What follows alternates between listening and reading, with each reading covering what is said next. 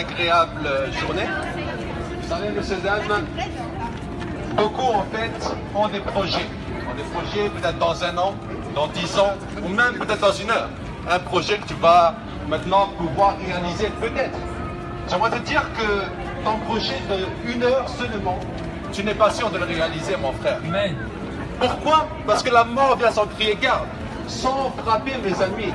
Vous savez, mes frères et sœurs, beaucoup ont fait des projets, mais ils n'ont pas pu les réaliser parce qu'ils sont morts avant. Et maintenant, mes frères et sœurs, où sont-ils? Parce que, mes amis, vous savez, l'âme, mes amis, elle est immortelle, elle est éternelle. Et si maintenant, mon frère, ma sœur, si tu meurs aujourd'hui, où ira ton âme? Où ira ton âme? Où ira ton âme? Parce que mon frère, ma sœur, qu'on s'entende bien, Amen. l'âme, elle va être soit en enfer, soit au paradis.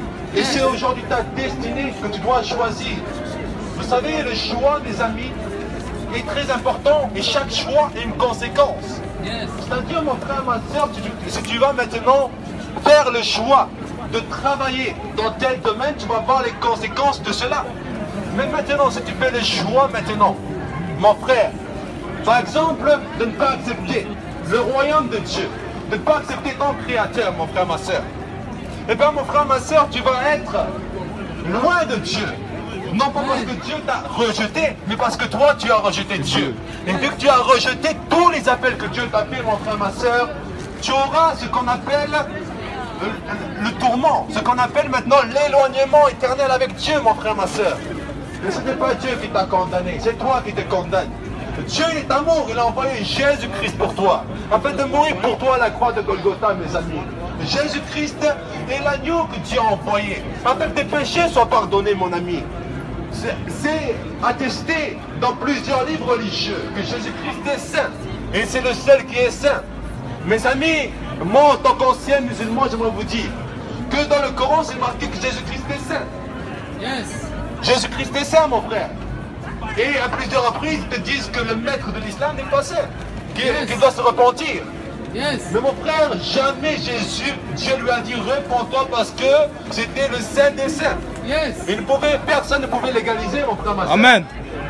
C'est pour ça, mon frère, ma soeur, que si tu veux aller près de Dieu, il faut être saint. Et celui qui te rend saint, il s'appelle Jésus-Christ, il n'y a personne d'autre. Parce que c'est le nom au-dessus de tout nom. Mon frère, ma soeur, tu sais, aujourd'hui, peut-être tu es malade d'infirmité, de maladie.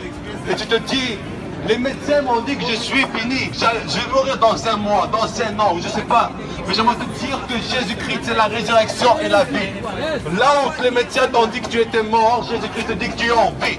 Parce que lorsque tu es capable maintenant d'invoquer le nom de Jésus-Christ, va te donner automatiquement la vie.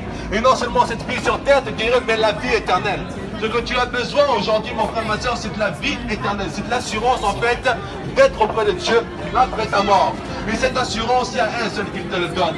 Et cette assurance, il n'y a qu'un seul personnage qui te le donne. Et c'est Jésus-Christ, Yeshua al-Nasir, mes amis.